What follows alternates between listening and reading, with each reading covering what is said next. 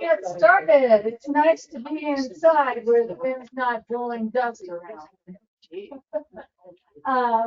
Lynn is going to give her presentation today on wellness gardening using all kinds of ideas for, let's say that it's not so easy to get down on your knees anymore or anything like that. That's what we're talking about. So this is not using the shrubs and herbs and that kind of thing to eat to make you feel better. This is how you can work more efficiently or whatever in your gardening. Before she gets started, I would like to invite you to the tour of lawn and gardens, which is going to be on Saturday, June 28th. Watch the newspaper, watch your email. More information should be coming on that. But the tickets will be sold starting at 8 a.m. at the Riverview Reformed Church, where we've been for the last, I don't know how many years, quite a few now. And there is a luncheon that is included with that. So let's see. Oh, and Coral stopped in and brought some seeds from native plants that are forming their seeds now, and native plants need to be planted when they would provide seeds in nature. So like the prairie pasts are done blooming, they're dropping their seeds all over the place right now. And we have some prairie past seeds, which I will put in an envelope for you if you want any. And we also have some prairie smoke seeds. So if you want any of those, we've got little envelopes here and we can fit them in there. Is there anything else? I'm helping. Oh, Yeah, Karen is helping Lynn today too. Yay. So Lynn and Karen. I'll let her start. Before I get started, I also want to say one of the things we just did recently is come up with a new logo for our Missouri Valley Master Gardeners. And this was what I believe it's the final version. Yeah. We wanted it's a regional, so it includes more beyond Yankton. So but we wanted the river, we wanted the past flower, we wanted the rolling hills as well as the flatlands, landscaping, and of course you have to have some garden tools. So anyway, I just think it's the coolest logo, and I'm happy to have this on the slideshow this time. And I am, where did my stuff go? Oh, right here.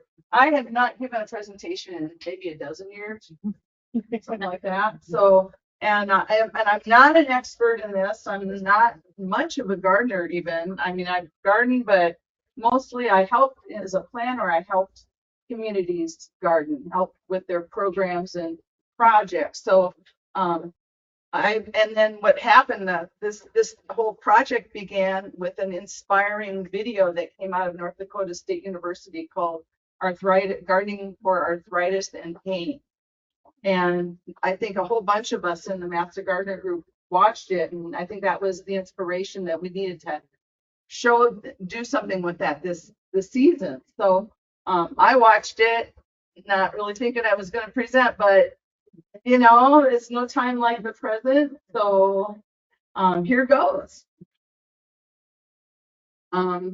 I wanted to start with a quote. We're going to go way back to the very beginning of gardening. It is an introduction.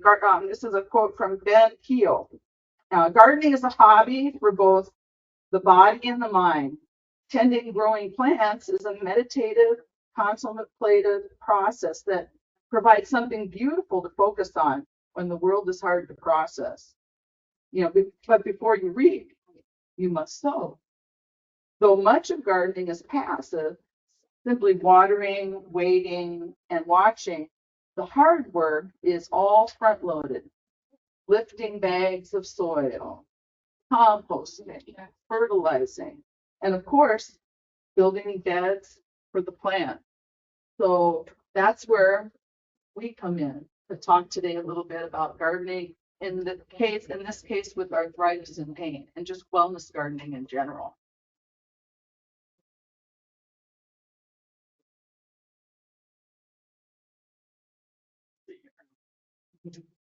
Um, well, gardening is one of America's most popular hobbies, and it's a significant food source for many. However, those with arthritis and other musculoskeletal conditions like osteoporosis, and in general, those that have aches and pains, weakness, physical limitations, and special concerns, um, common gardening tasks can be difficult or impossible. So gardening is good for our health, both physically, mentally, emotionally, and spiritually.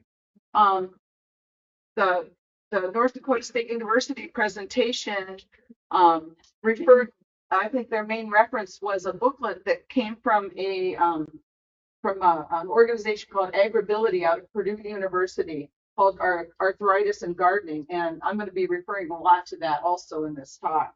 And they say that one of America's most popular hobbies, in addition to the enjoyment it brings, gardening helps us do all kinds of stuff. It helps us maintain our range of motion, our bone density, our strength, our joint flexibility, and our overall quality of life. And it's also been shown to relieve stress, anxiety, and depression. So getting outdoors to soak up the sunshine and the fresh air, it helps our mood and it gives us a chance to relax and get our mind off the problems of the day. So it's for every age group, from children and all the way through when we age. And Dr. McGinnis from North Dakota State University, she said that studies have shown that children who learn the joy of gardening are more likely to try vegetables, and they have more adventurous diets, and then they will continue gardening through their lifetimes. Here at the Master Gardeners, one of our projects is we help the Boys and Girls Club along with WSU Extension. They have a garden club instead of that, and they have about 20 kids that for most of the season, about 9 months of the year. Sometimes it's twice a week, sometimes it's once a week. We get out there with them, and it's really a joy to watch those kids first on the scene with gardening. I mean, they may not like to eat what they grow, but at least they're there and they're interested, and that's really important. But as we age, we're more likely to enjoy the benefits of gardening and being in nature too. And gardeners score higher in all major health industries. This is what she said that these studies have shown. So gardening is really good for us. Hand strength benefits. Gardeners who stay active digging in the soil, using pruners and such, are more likely to maintain their hand strength. And this includes a little less trouble opening jars. Yes, studies have shown, she said. Environmental and social benefits lead to a longer, happier life. Studies have shown that residents of independent living centers, nursing homes, and such who participate in gardening programs are more engaged in the life of the community, reducing the likelihood of loneliness, and which isn't what we all know is a national epidemic amongst elders. And as you know, most gardeners like to talk, they like to make friends, and they like to share their knowledge with others. Environmentally, man, there's lots of benefits. You help with the threatened biodiversity on the planet, and we support pollinators and natural enemies. We're saving water and energy. We're improving degraded soil for the plant health and increased carbon capture, and reducing our groundwater, keeping it clean and abundant. And we're mitigating climate change all through gardening. Increased functioning. Individuals with cognitive decline, like dementia and Alzheimer's, have increased functioning too if they garden. These are like basic tasks, like just walking in the garden. So I'm going to relate a story that Dr. McGinnis, she told. She said there was a master gardener who maintained ornamental gardens around a nursing home. And one day, a woman with Alzheimer's got out of her nursing home unit without anybody noticing.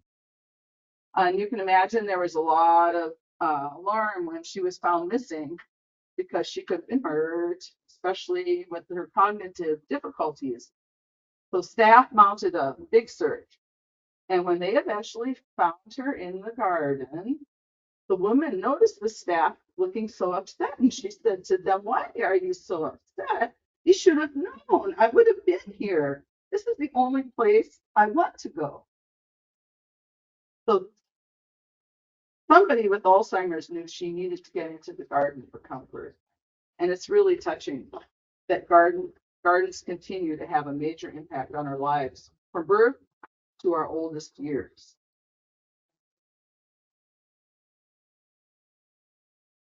So let's talk about some of the challenges, specifically arthritis and pain. I'm just going to go over what arthritis is a little bit. It's a collective term for over 100 issues that involve joint inflammation in the back, knees, hands, etc. It's the #1 disability-causing disease in America. Affects nearly 50 million people. And it can impact one's home, one's job, one's hobbies, including gardening. So there's several risk factors involved with this arthritis. Some we can't control, like our family history, our genetics, our gender. But there's other risk factors like obesity and certain kinds of athletic activity and occupational hazards that we can control. And that's what we're going to be talking about some today. These can be modified to help or prevent or manage the disease. Want to say right now, though, that an accurate diagnosis of arthritis is important if you think you might be having arthritis, and it's highly recommended you see a healthcare provider if you have any of the following of these signs and symptoms. They appear to be joint related. Persistent pain, stiffness, swelling, redness and heat, difficulty flexing the joints, fatigue, weight loss, nausea are the main things to look out for. And while gardening does provide many physical and mental benefits, tasks like bending and kneeling and pulling, lifting, carrying can cause joint stress and pain for those with arthritis. So before you start any strenuous activities, if you think you might have arthritis, you should check with your healthcare provider, make sure you're physically fit for such activities in the garden. But if not arthritis, others might just have pain, which is a bummer. Bending over or kneeling or pushing, pulling, lifting, carrying, using tools, they can be hard to grasp, or trouble accessing the garden in a way. If you have trouble accessing in the garden, look for a way that helps your body, that it helps it, not harms it. Solutions. Oh, shoot, what happened? There we go. Hey, adaptive gardening. So Dr. McGinnis was saying, she talked about this term, adaptive gardening, which means making gardening accessible for everybody you know, regardless of your abilities and how mobile you are. It's removing barriers so you can continue to garden and continue to reap all the health benefits. Adaptive or wellness gardening is all about what she called, and I'm going to use for the main theme of my presentation today, working smarter, not harder, to minimize the pain and strain on your body. There we go. There's the kind of the crux of what I was just talking about here. So working smarter, not harder. There's three ways in the presentation that we'll talk about how we do that. #1 is in the planning and the design of our garden, customizing our garden beds and spaces to work for you, the gardener. And if you don't have to bend over, so much the better. So it's all about working smarter, not harder. Being prepared for the weather, for the time of day, and for the apparel, and then stretching, making sure that your body is in a position to where you can minimize the strain. And if we have a little time today, we could do some stretching exercises. I wanted to say there's some references on the table here, along with the tools that we'll be looking at here a little later. Here's the arthritis and gardening book you might want to look at, and it's also online on the links that are in this presentation. Some little bit on the exercises, and so feel free around the presentation to come and look at what's here out on the table.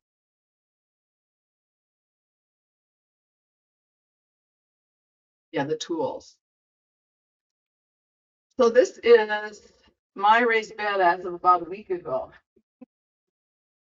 I've always been my credo in life was a poster I had as a child in my bedroom, and it just simply said, "To be curious is to be alive, to sense the wonder in things great and small." And I've never found the author of that, but I know Rachel Carson was a sense of wonder person, and so were some other people. But it's a driving force between how I experience my life, which includes doing crazy things like giving presentations sometimes, just kind of taking a leap and just going for it.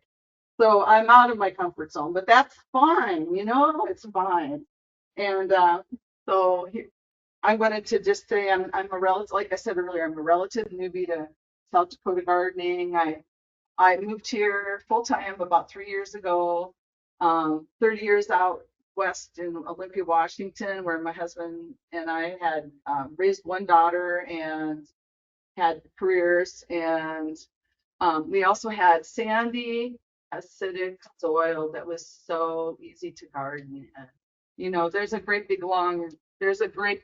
weed with a 10-foot tap root, and you just go like that and just yank it out. Of course, it has its downside. You water, and 10 minutes later, your soil's dry. So, nothing's ever perfect. But we retired here to live with grandkids, never look back. We love it here. And I met these master gardeners at seed library meetings we were just talking about earlier today, even when I very first came here. And I just the more I work with these folks, the more I wanted to do things in common with them. And so there was an offering of a master gardening training. And if you ever get a chance to do that or an opportunity in your life, it's a really wonderful program. And there's volunteer hours around that you become an intern, and then you become a master gardener. And I was really nervous about that because I thought, why would I do those hours? And people just said, "Oh, don't worry about it. It happens." And it just happens. And it isn't anything to worry about, but it's been one of the best things that ever happened to me. I love working with these guys on all these projects, including these kinds of presentations. So working smartly. Let's start with the first way: planning and design, customizing the garden space. Oops. First thing is evaluate your garden. What kind of garden would you want to work with as you age? So think about, okay, minimizing kneeling, twisting, bending, reaching, and you want it to be more accessible for yourself and for everyone. Is it the right size? So you don't have to feed 20 people. You might want to consider scaling down to like 2 people or 1 person. Is the location convenient? Well, if it's hard to access the garden, you might want to consider moving it or starting up a new garden and abandoning your old garden. If you might want it near your kitchen or your back door or the outlet to your water, or even put in an irrigation system where you don't have to worry so much about your water anymore. Like I said, the proximity to water is huge. You can water manually with buckets. That's hard. You could consider a longer hose. This is all stuff I've done. Or you can install an automated watering system, which I'm struggling with right now. But that's ideal, I guess.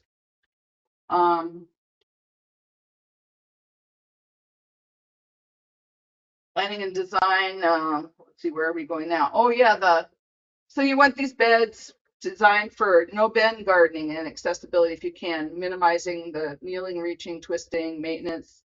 Um, and think about will the gardener, will you be standing or sitting?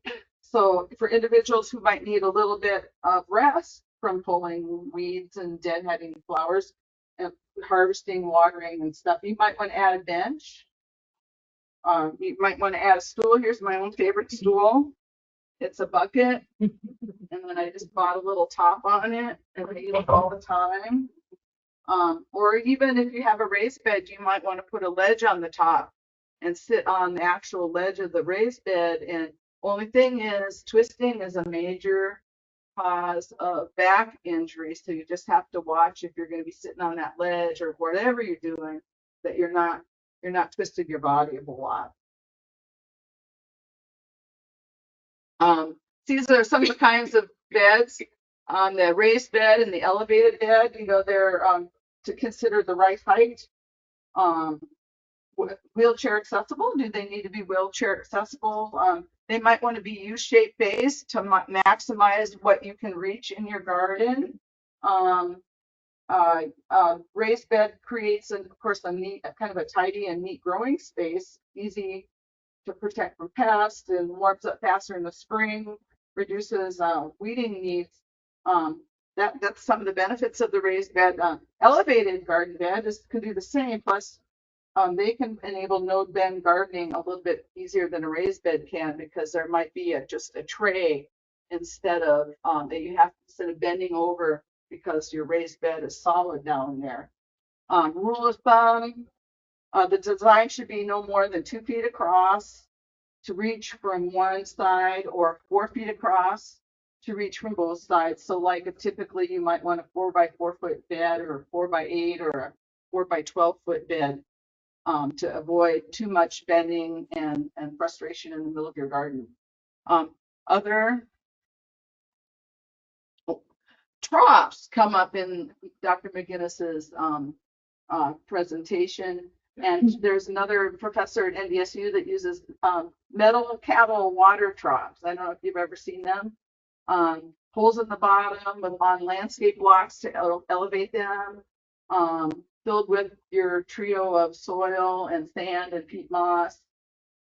Poles are poles there for vertical gardening, which we'll talk about a little bit. And also we had a vertical wasn't it? No, it's coming up. Last month was a vertical gardening that you can look at on the website. Anyway, and she even has a mini greenhouse on the end. So I mean, it can be pretty cool. Troughs and towers and trellises.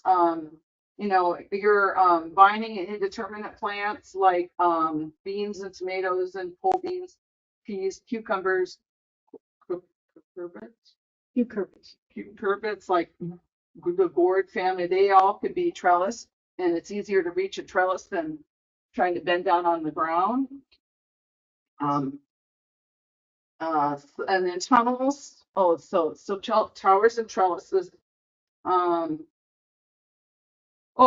There's hydroponic towers that have the shelf and the pot. They can be irrigated. Shallow rooted. Some of those could be shallow rooted plants if they're hydroponic, like the greens and radishes and strawberries might grow good in some of those. Tunnels for vining crops again. They support vertical growth, keep the fruit cleaner, prevent some of the disease pathogens from taking hold. And then there's containers. So lots and lots of kinds of containers, but they retain more heat. They tend to lose more moisture than other kinds of gardens, but they can be good options. Like, for example, a wheelbarrow. Bring the garden to you. Then you got something on wheels. You could fill the wheelbarrow with plants. All kind of pot. And they could be good for your strawberries and your herbs and your flowers, but they also retain more heat, and they can lose more moisture than other kinds of gardens. The hydroponic salad tables, that's one option. So here is some photos, and I thought at this point maybe that I found that were part of the presentation. There's one of her troughs, and that one in the middle there is a raised bed that has a table, or an elevated bed that has a place where a person in a wheelchair could slide right up to it and guarded. And then there's my friend in Chicago, and her raised bed had those was a U-shaped um, uh, design, and she was having troubles with mobility, and it was a great place for her to work. Here's the Boys and Girls Club I was just talking about a little earlier, and it's made up of eight elevated beds, and one of them's on a table, and there's like you see the trellis there, and it's a great place for the kids to play, and it's manageable. And then I went out to Santee last year. They have it's either a high tunnel or greenhouse, and they were growing indeterminate tomatoes. And as the tomatoes were raising, the bottoms of the plants, they would cut the leaves and just let them start drooping all onto the ground, and they just keep letting those tomatoes grow and grow and grow. It was really an interesting way of growing tomatoes. But it was all vertical gardening. And then this is up in British Columbia, my friend that's using combination of elevated beds and tunnels. And where else are some other examples in there? They have pots up on tables. They've got them covered. Just this phenomenal farm. And then the last one is SDSU is a high tunnel. And I thought that I know high tunnels are one way of doing your vertical gardening and basically some good wellness gardening. Any comments about any of this so far, or do you have anything you might want to add? Anybody want to add anything? We'll have time after the presentation, and I'm hoping that y'all will provide any kind of tips and ideas, and anything you'd like to share with the group, because what we'll do is we'll add your questions and comments and tips. We'll add all that to the very end, to the end of the presentation that goes online, so other people we can share those ideas. Anything right now? Okay. Well, now we'll get into apparel. It's what do you need? A hat to protect your face and shoulders. Favorite hat right now, and it's got a little thing around it so the wind can't blow it away. SPF 30 or more, and they say to reapply it every 2 hours. I never seem to remember to reapply it every 2 hours. I'm not the best gardener in the world. This is ideal, I guess, but gloves, I didn't bring any, but they protect the skin. They reduce stress when lifting, carrying, and gripping. Clothing, like I'm wearing what I garden in, even in the summer. Lightweight. I don't have a reinforced knee patch or anything like that, but I've got it cinched at the bottom, and then I put my socks on top so that the bugs can't get in. And this goes all the way down, and when I put my gloves on top, the bugs can't get in, and neither can the sun. So clothing is important. Footwear, solid closed-toed shoes and are good for traction and grip. With traction and grip. Let's see what else. Insect repellent. Really, people figure that out after. Sunglasses to reduce the glare and protect the eyes from foreign objects. Hearing protection when you're working with the power tools.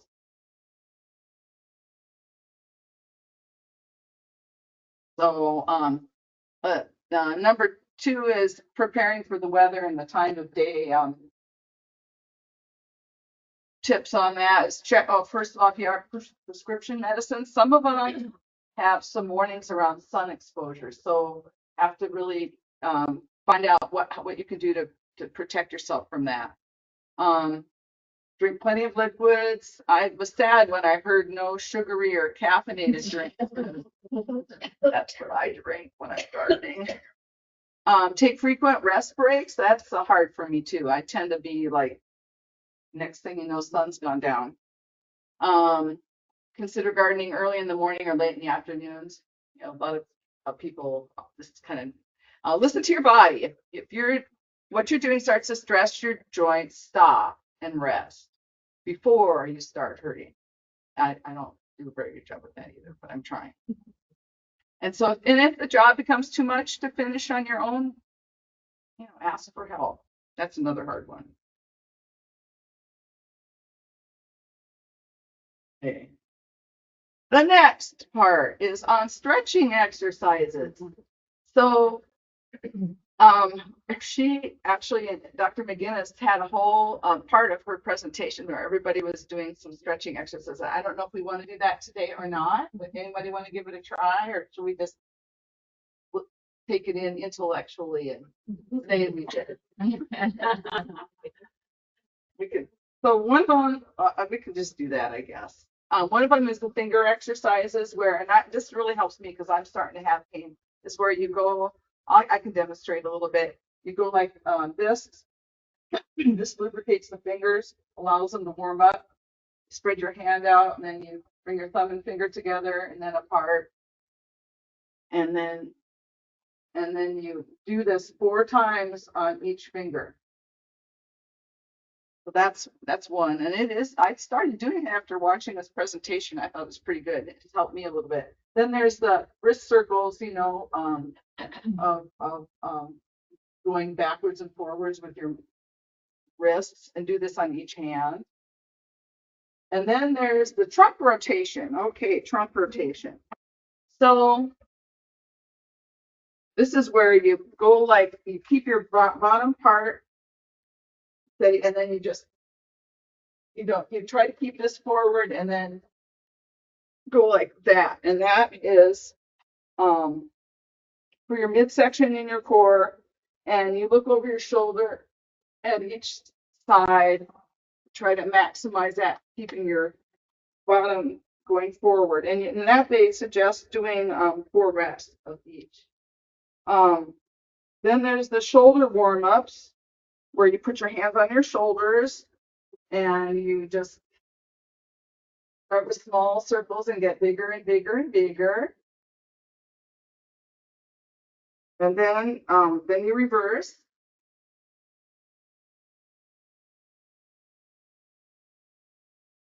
And then you can extend straighten your arms and your hands and do the same. So smaller, bigger, bigger, bigger, bigger, and then reverse. And now this other one up there is called a hip walk. Okay. And they sit on the edge of your chair, sit straight. And for each leg, you walk it by lifting up 1 hip at a time. I don't think the bucket isn't the best one, but 1 hip at a time, you lift it up and you walk and you circle forward and then reverse. And this helps the different sets of muscles on your thighs and on your hips.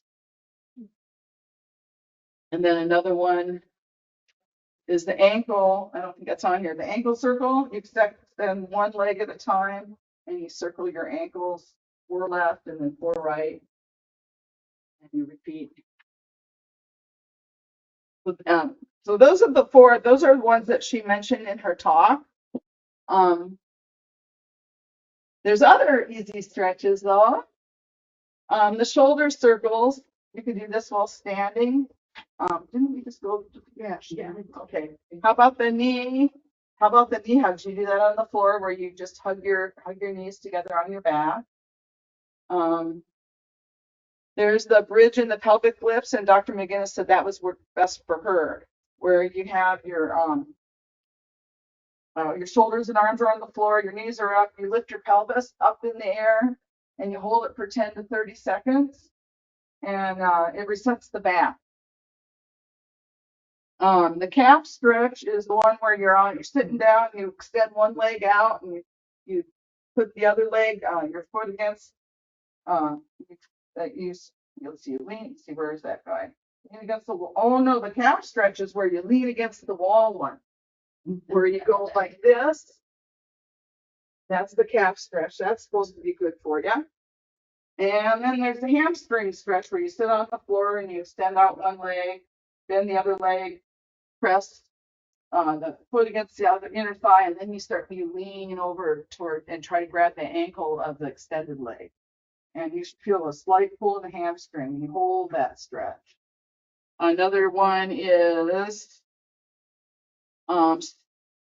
side stretch where it's one of my favorites, just because I like it, but you just go like this and it really helps your sides. And then there's crunches and sit-ups and lifts, and those could be on the floor, standing, or there's variation with sitting.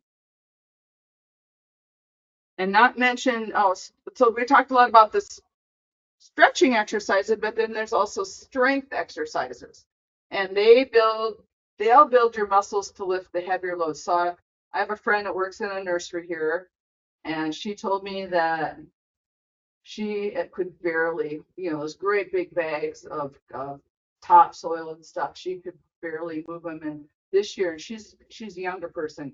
This year, she did strength exercises for a month or so before the gardening season. She said she had no problem this season. So she's a big believer in these strength exercises for gardening. And I need them myself for sure. So those are some of the ways that we can use the kind of a design to get prepared. Now the last way is these ergonomic tools, and these are tools that will minimize strain and pain. And Karen and others have brought in some of their tools. I don't know if you want to talk about that. Yeah, I will show you some of the tools that I've came across that have been really, really helpful. I'll start with these. I absolutely love these. I don't know if anybody has seen these, for turning off and on. They are awesome. These are some of the old ones, and they get broken, the handles break, you can't turn the things. These are absolutely awesome. And they also have one, which is probably one of my favorite. Matter of fact, I have 4 of these. It's on the one end of every one of my hoses, because you can turn the water off and on rather than having to have 2 hands and turn it. Again, it just slides, and they work absolutely perfect. I love those. Those are 2 of them. And then this one, even though it isn't necessarily for arthritis, but it really, really is good for getting around plants or in pots, etc. It just gets in there, and your wrist stays in a neutral position when you're using it. Yeah. So those are really, really nice. And then I have and this I got years ago at one of the gardening shows, and it has a gear in it, and it makes a lot of difference for cutting. Versus if you try to took a couple branches here, if you try to cut with just a regular bypass, there's no way you're going to cut that. I mean, as hard as you try, you can't cut that with that. Versus with the gears, if you can find them with the gears, you can just, it's got 3 steps. 1, 2, they just pop right off. So they're really, really nice for that.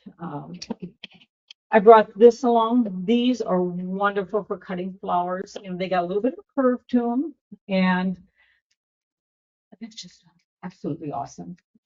One of my favorites. And then again, here's one of those gear things, and again, I think she then brought a lot here. These are, because they don't have a gear in them, and again, they're a little harder. Well, this one's really sharp. This one cuts pretty good. But if there's a gear in them, again, it gives you don't have to work your hands so hard. It really That one is telescoping. What's that? That one's telescoping, so you can. Oh, this one is? Yes. Oh, so you can get up in trees and Yeah. Yeah, this one's really And sharp. it also gives you more power. Oh my God.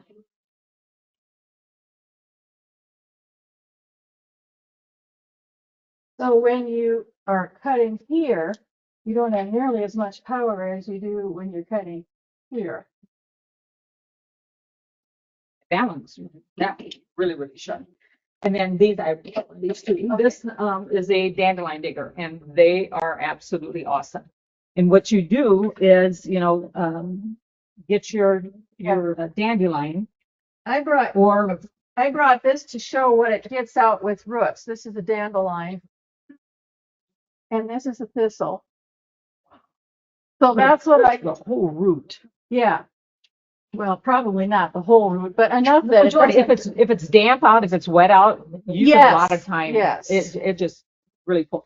And what you do again is you put it over your dandelion, and then when you step on it or when it goes down, this pushes this up, and so it gets down there around the plant in the soil, and then you lean it back and it just pulls it right out. I have an advanced one of these, and I'm not sure they sell them anymore, but it is the die for. On the end here, it has a trigger. So as you pull them out, you hit the trigger and it'll shoot it at 3 to 4 feet, which my grandson absolutely love that thing. Everyone was like, oh my God, I'll go pull dandelions. So we put a big tub out there or a wheelbarrow, and he would, dig them up and just shoot them in there, but those are awesome. I'm not sure they make them anymore because I tried finding one for somebody and I couldn't find. All my neighbors have one, but those are awesome. And then Orange and black. They're Fiskars. what's that? Are they guaranteed for life? I think they Yes. are. Yeah. Yes, they are. Oh, But yeah. They should be. This one here is, again, kind of like this, but if you need to really get up, to get a branch, you pull it here. Or if you've got one really, really high, you can pull it here. And it snips stuff off just really, really well. It's from there and pull it.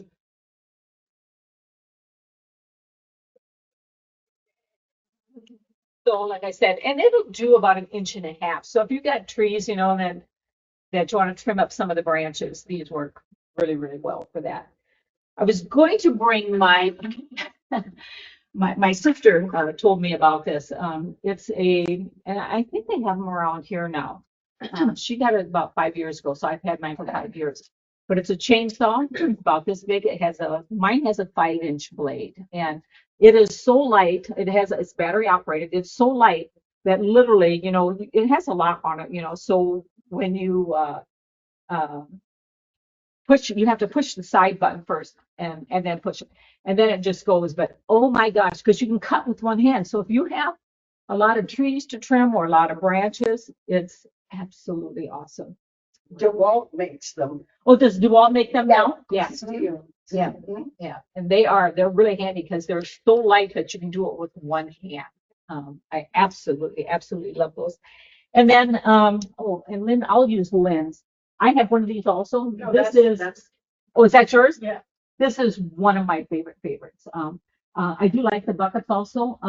These are nice because they're number one lightweight. I was trying to bring I have a little bench, the kids gave me that you can also sit on, but it's a little heavy and it's a little hard to haul around in your garden. Where these that we're picking beef, and this by the way has adjustable heights on it, so you can get high or low or whatever. But as you can lean this way, you can lean this way, and it's awesome. And it's just like light, and then you just slide over and so granted you're doing some bending, but either way when you pick beans, you're gonna be doing some bending. That sounds wonderful. And this one here has where you can get your tools in there also. I use this probably every single time I go out in the garden. Use that. And then lastly, the shovels. And this isn't the one, they sold one down at the state convention down in Kansas City last year. But again, it has so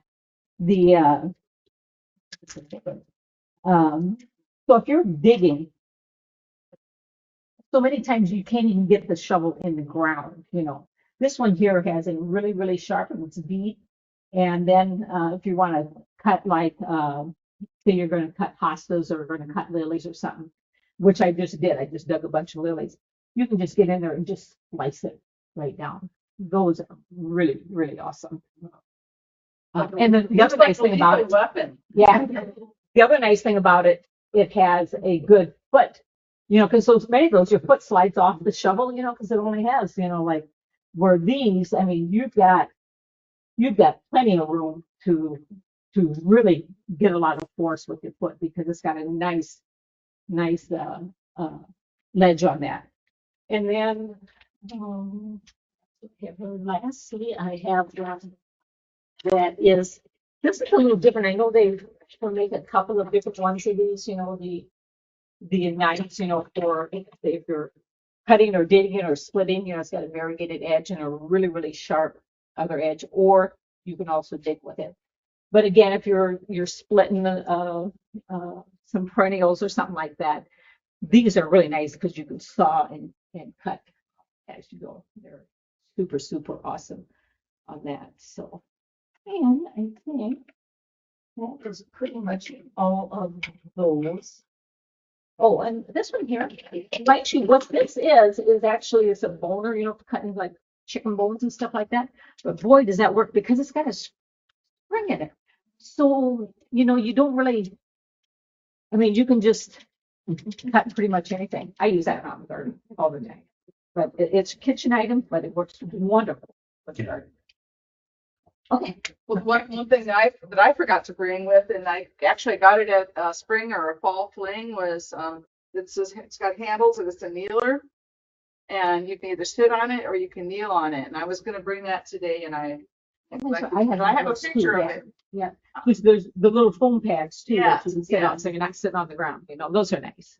So we're talking about the hand tools, and they keep help design to keep the wrist straight. The long handle telescoping tools, we saw them. They're good for leverage, and they can also be used, I guess, with the two-handed grip if you need to. Then there's the sitting and kneeling tools that we talked about, and why, avoid excess pulling, working directly on the ground. These are just great. And then there's the specialty tools. We talked a little bit about some of those. And they could be seeding tools, weeding tools. I've used the power plant augers, a long handled plant auger on the drill, and harvesting containers, and all sorts of things some that we talked about today. So those are some of the tools. And I have just a few other pictures that some of them came from North Dakota State University talk of different kinds of grippers where you can keep your hands straight instead of like this or turning it around. Some are special handles, and some you can actually add on to some of your existing hand tools. Here's a long handle. This looks kind of freaky, but I bet it might work, especially if you're in a wheelchair or you don't want to bend over, but you want to have a reach. Here's that kneeler pad, and then there's also these wagons that can carry all kind of things, and a seat like that. Although I sure like that seat that you brought is really cool. But those can scoot you around the garden. Oh, there's the specialty tools.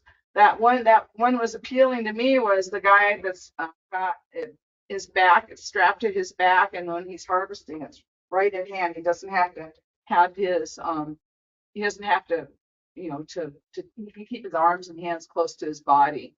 And Dr. McGinnis talked a lot about, we spend a lot of time on the computer, and there are similar kinds of tools for the computer that will, like the upright mouse. I've never seen that, but she said it helped her with enabling her so she could garden.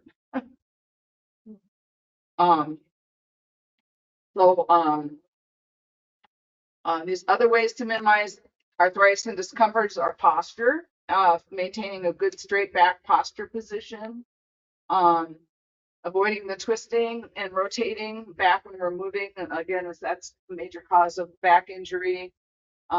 Avoid kneeling if you can. If you do, just use one knee only for support. Good body mechanics. Let the stronger parts of your body do most of the work if you can. Protect your back and shoulders. And keep your object as close to your body as possible. So like the guy that was harvesting, he had that really close to his body. And then pace yourself, don't just do weeding for 4 hours. Try to do alternate tasks, and take frequent breaks. If it does get to you, consult with your doctor, but often people will apply ice on it for 15, 20 minutes or with a pad, they'll do some cold therapy and gentle stretching. And there's medications and other kinds of therapy options too for pain management. But again, you and your doctor know best. And there's me again. And this was last year. Not the best posture. I could have been not on the ground kneeling. But I'm kind of dressed for success. I have my hat and I have I'm dressed short sleeve, but I probably had bugs going up my arms. I was wearing sandals, not these, but at least they had good grips. I had a pad. I was kneeling on a pad, and I had drilled the holes in the garden with my long-handled plant auger. So it made installing a whole bunch of 100 and some odd plants in that garden a lot easier. So I saw that guy upside down. I thought that's me bending over, but it's really all about the bunny rabbit that dug his hole too deep. You don't want to go overboard with what you're doing. Is pacing yourself is what's good. So in summary, work harder, not smarter. With the Smarter. yeah, work smarter, not harder. Sorry about that. I'm also a lefty, so I tend to do that a lot. And the ways are by your planning and design. You're preparing, considering the time of day and the weather and the apparel and your exercises and how fit you are going into it before and after gardening, and these tools that you're using to minimize the strain and pain. So the presentation references are where, like I said earlier, is the video from North Dakota State University, and it was called Gardening with Arthritis and Pain, and that's available. You can get it off our website, off this presentation link. And then this Arthritis and Gardening is a booklet online, but I called them and they sent me some copies of it if you want to look it over. And it was produced by this Agribility group out of Purdue University that served the whole country, and the Arthritis Foundation. So a lot of good information out there. Other good references are your local and online suppliers, large ones and small ones. For example, Yankton Nursery and Diane's Greenhouse, and then you've got your Ace Hardwares and your Menards and places like that. So kind of from small to large that we have locally. Trading and bartering and garage sales are great sources of information and tools if you know what you're looking for. So seize the moment. Word of mouth, just as you're talking to different gardening families and friends and you meet, is a good way of learning. And want to shout out to this library right here. I just wanted to tell you a little bit about what they do for us. They do so much for us. The seed library in the back of the room is housed here at the library, and we have access. It's open before and after these seed library meetings. So it's kind of them to do that. These meetings happen here. They help promote our events with us, and the web page where this information is under the library. And we're really grateful for their assistance. We also have our Missouri Valley Master Gardeners. We have these, in addition to these seed library meetings, and like related to today, we had the vertical gardening, and then we have a container gardening coming up. So those are all the ones coming up. It'll be, aren't you giving it in June? Yeah. It's in June, and so you can look backwards and you can come here for the upcoming meetings. But we also do a fall fling and a spring fling where we bring in a special speaker, and it's a night of learning. We're having a plant sale coming up, a gardening tour coming up.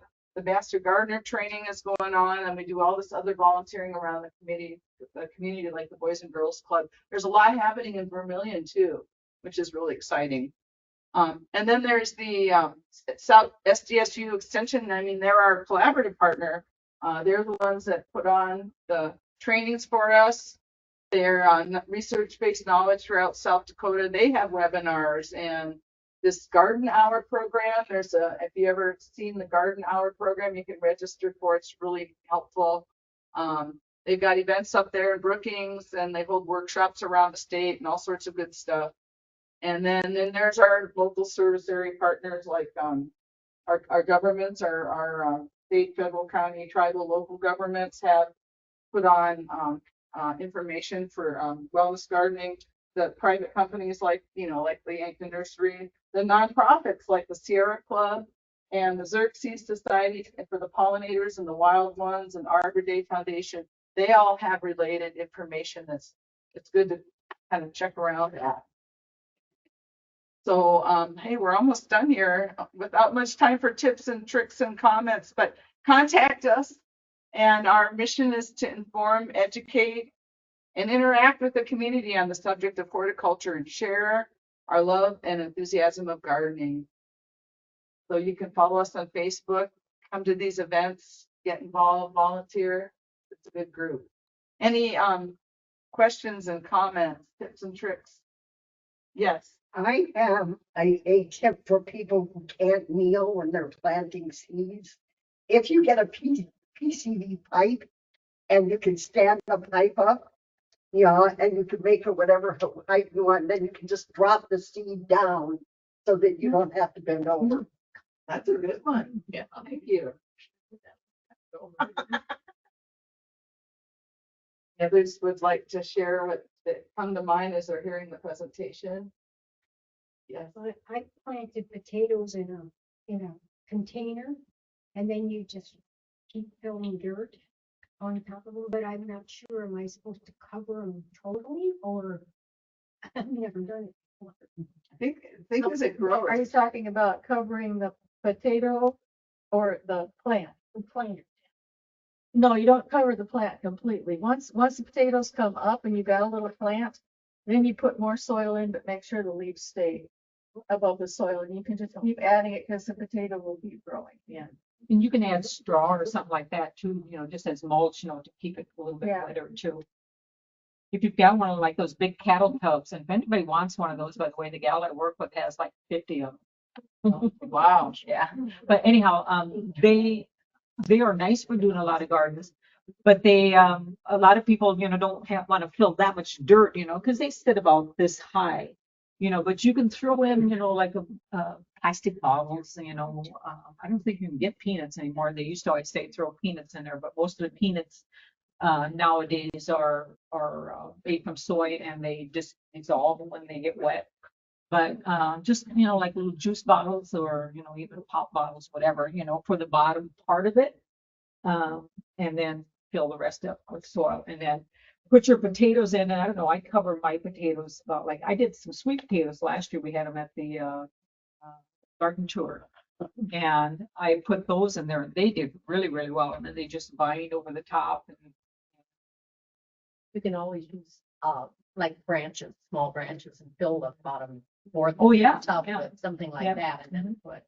yeah, because And they'll break I down. used sod. I was making garden edging, doing edging, and I had extra. It just all went into that big elevated bed. And for small flower pots, I use my wine corks. Yes, I put a couple of inches of wine corks. They stay for 3 years before they biodegrade, but that fills up and they sort of absorb a little of the. Yeah, Yeah. yeah. Start So you pour them, don't you? Yeah. Recycle. Your comments, I'll note them, and we'll put them on the end of this presentation for future reference. Well, thank you very much.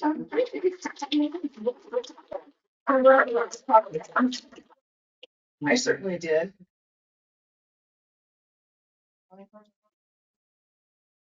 Like that. Oh, yeah.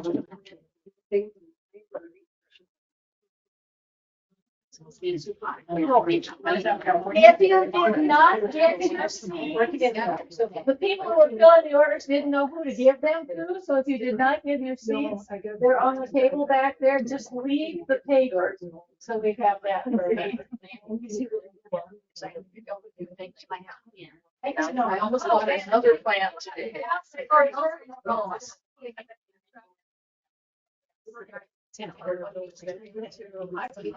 A couple of those big towels stuck out by my back door, and one I've got, a tomato plant that I've got in around it, and the other one I put pepper, and I've got spinach and lettuce.